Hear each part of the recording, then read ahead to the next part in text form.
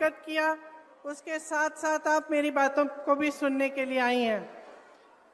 यहाँ महिला कांग्रेस की अध्यक्ष जी, शकील जी, पीसीसी के अध्यक्ष जी और हमारे जो गठबंधन की साथियां हैं, उन सबको भी मैं धन्यवाद देना चाहती हूं कि उन्होंने ये प्रोग्राम आयोजित किया और आज यहाँ मौजूद है मंच पे।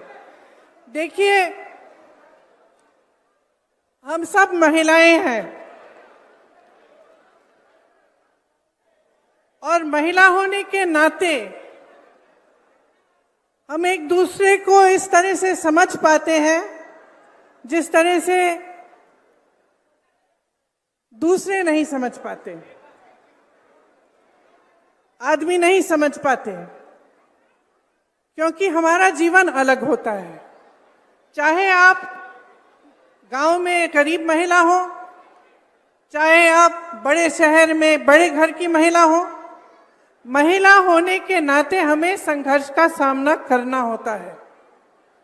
किसी ना किसी तरह का संघर्ष हमेशा हमारे सामने आता है। जहां तक आपकी बात है, आप इतना संघर्ष कर रही हैं इतने सालों से, 20 सालों से, जब से ये सरकार आई है, आपको क्या मिला है? मैंने सबकी बातें सुनी। एक महिला नहीं थी, आंगनवाड़ी की महिलाएं थी, उनके प्रतिनिधि ने बोला, आशा बहुओं की प्रतिनिधि ने बोला, जीविका की महिलाओं के प्रतिनिधि ने बोला, स्वयंसेवक समूह की महिलाओं की प्रतिनिधि ने बोला, और सबने एक ही बात कही कि हमें सम्मान ही नहीं मिल रहा है। यही बात की अगर ठोस तरीके से देखा जाए तो जो वेतन मांग रही हैं, जो कह रही हैं कि हम दिन रात काम कर रहे हैं, हमें 12 बजे रात को फोन आता है तो हम चले जाते हैं किसी की डिलीवरी कराने, हम अपने छोटे 10 दिन के बच्चे को साथ अपने साथ ले जाकर गए हैं कोविड के समय, तो हमें 24 घंटे मौजूद होना पड़ता है, 24 घंटे तैयार होना पड़ता है काम करने के लिए, लेकिन हमारा सम्मान नहीं है, हमें वेतन ही नहीं मिलता। सब यही कह रहे हैं कि सरकार उनको जो मानदेय दे रही है, कहीं 1500, कहीं 3000, ये कोई मानदेय है? ये आज के जमाने में आप बाजार जाओगे, आपको क्या मिलेगा 3000 रुपए में? 1000 रुपए में क्या मिलेगा आपको? आधी चीजें आप छोड़ के वापस आ जाएंगी, और आपको महीने में 1000 रुपए दिए जा रहे हैं। त्योहार आते हैं, बच्चों की शिक्षा करानी है, बच्चे बीमार पड़ जाते हैं, घर के छप्पर में कोई लीक आ जाता है, पानी आ रहा है, तो उसकी मरम्मत करनी है। कैसे करते हैं आप ये सब? और जब आपको बुलाया जाता है, आपको हाजिर होना पड़ता है। तो चाहे आप किसी पाठशाला में काम कर रहे हैं, चाहे आप मिड डे मील पका रहे हैं, चाहे आप स्वास्थ्य की सुविधाओं में मदद कर रहे हैं, चाहे कुछ भी कर रहे हैं, आपके 8 से 10 घंटे इसी काम में गुजरते हैं। आप घर आती हो तो ये नहीं है कि आराम से लेट सकती हो, आप घर आती हो तो आपको अपने बच्चों को संभालना है, उनकी पढ़ाई की देखरेख करनी है, किसी का स्वास्थ्य ठीक नहीं है उसका देखभाल करना है, पूरे घर को खाना खिलाना है, परिवारजनों को खाना खिलाना है, और जब तक वो सब सोते नहीं हैं तब तक आप सोती नहीं हो। सच है कि नहीं है? सच है ना? तो ये समाज और ये जो सरकारें हैं, ये आपका सम्मान क्यों नहीं कर रहे हैं? ये मैं पूछना चाहती हूं। आपने सोचा है कि चुनाव आ रहा है, चुनाव के आज शायद 1-1.5 महीने पहले हम, चुनाव आ रहा है तो आपको 10,000 रुपए मिल रहे हैं, तो ऐलान हो गया है कि आपको 10,000 रुपए दिए जाएंगे। 20 सालों से यहां कौन सरकार में रहा? 20 सालों से किसने नीतियां बनाई? 20 सालों से ये 10,000 रुपए आपको क्यों नहीं दिए? अब चुनाव आ रहा है तो उन्हें कह दिया कि 10,000 रुपए आपको मिलेंगे, लेकिन ये नहीं कह रहे कि हर महीने मिलेंगे, ये नहीं कह रहे कि आपका मानदेय 10,000 रुपए हो जाएगा, कि उसको बढ़ाकर हम आपको 10,000 रुपए देंगे। ये सिर्फ ये कह रहे हैं कि अब बड़ी संख्या में हम महिलाओं को 10,000 रुपए दे देंगे। क्यों? ताकि आप अपना वोट उनको दें। सिर्फ एक ही मकसद है, एक ही नियत है। महिला पर क्या बीतती है? महिला जब एक जगह से दूसरी जगह जाती है तो असुरक्षित महसूस करती है अपने आप को। अपराध बढ़ गए महिलाओं पे, 10 गुना बढ़ गए होंगे। ये जो लड़की अभी स्टेज पे आई थी, क्या कह रही थी कि मैं जब कॉलेज जाती हूँ दीदी मुझे डर लगता है, मुझे डर लगता है। पढ़ाई के लिए जा रही है, घर से जा रही है, वापस आ रही है, उसको डर लगता है क्योंकि इस सरकार ने उसको सुरक्षित करने का कोई काम नहीं किया। महिलाओं के बलात्कार हो रहे हैं, अपराध हो रहे हैं महिलाओं पे, ये लोग एफआईआर दर्ज तक नहीं होने देते। जब आप एफआईआर दर्ज करने जाते हैं मना किया जाता है। मैंने बार बार ये देखा है। मैं यूपी में काम करती थी, 5 साल काम किया। मेरे ख्याल से हर हफ्ते, हर 10 दिन ऐसा एक केस आता था जहां महिला पे अपराध हुआ है और उसके लिए कोई मदद नहीं है, कोई खड़ा नहीं हो रहा है उसको मदद करने के लिए, वो खुद खड़ी है। नौजवान महिलाएं थी, 20-25 साल की, अपने आप अपना केस लड़ती थी, एफआईआर दर्ज करने के लिए लड़ती थी, उनको भी जला डाला, मार डाला। तो इस समाज को बदलेगा कौन? बदलेगा कौन? जब तक आप अपनी शक्ति को नहीं पहचानेंगे तब तक कुछ नहीं बदलेगा। और मैं तब से, जब से मैं यूपी में काम कर रही थी, जब से मैंने वहां कहा कि 40% महिलाएं कांग्रेस पार्टी से चुनाव लड़ेंगी, चाहे हारे चाहे कुछ ना हो, लेकिन लड़ेंगी जरूर। इसीलिए ये नारा हमने जारी किया था, लड़की हूं लड़ सकती हूं। आपको, महिलाओं को ये बताने के लिए कि आपकी एक बहुत बड़ी शक्ति है। आज नीतीश जी, मोदी जी, अमित शाह जी आज इस शक्ति को पहचान रहे हैं। इस शक्ति को पहचान रहे हैं क्योंकि वो जानते हैं कि महिलाओं के समर्थन के बिना वो फिर से सत्ता में नहीं आ सकते। आज उनको अचानक दिख रहा है कि अगर महिला का वोट मिलेगा तभी हमारी सरकार बनेगी। इसीलिए सारी नई नई स्कीमें निकल रही हैं चुनाव से पहले पहले। लेकिन बहनों, हम महिलाएं तेज भी होती हैं, हमें लोगों की नीयत जल्दी समझ में आ जाती है।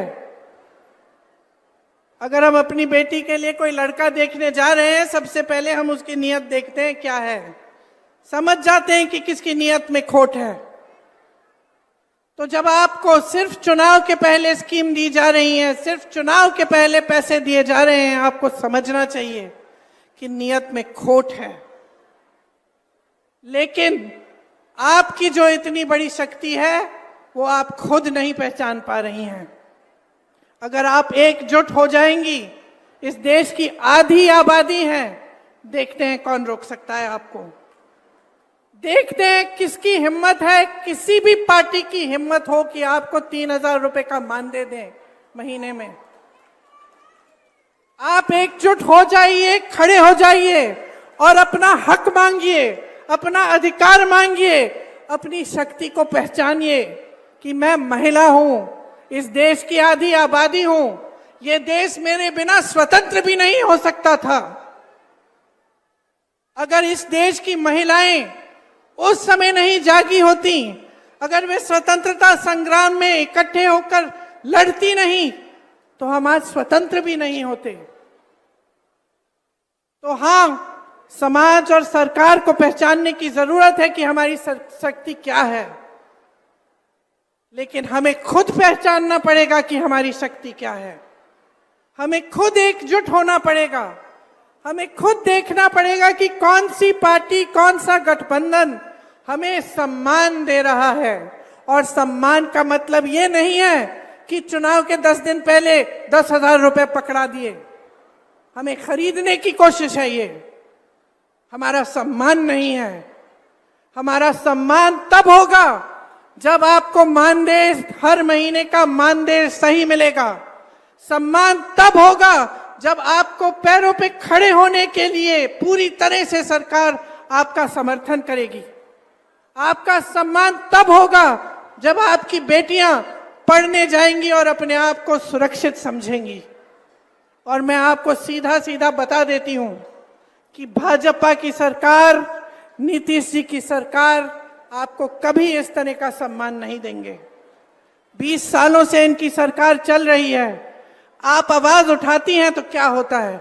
यहां मंच पे कहा, आप आवाज उठाती हैं तो आपका मुंह बंद किया जाता है, पुलिस आ जाती है आपको पीटने, आपको गिरफ्तार करने के लिए। क्यों?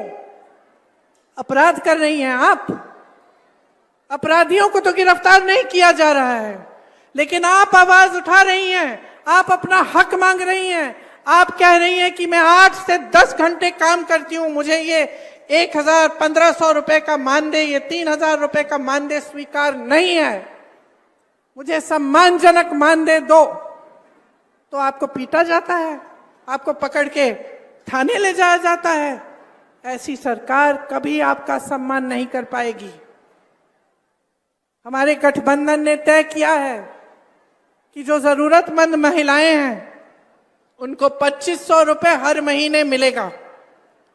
आपके मानदेय की बात हम सब अच्छी तरह से समझ रहे हैं और आपके मानदेय को बढ़ाने के लिए, आपके सम्मान के लिए हम सब काम करेंगे।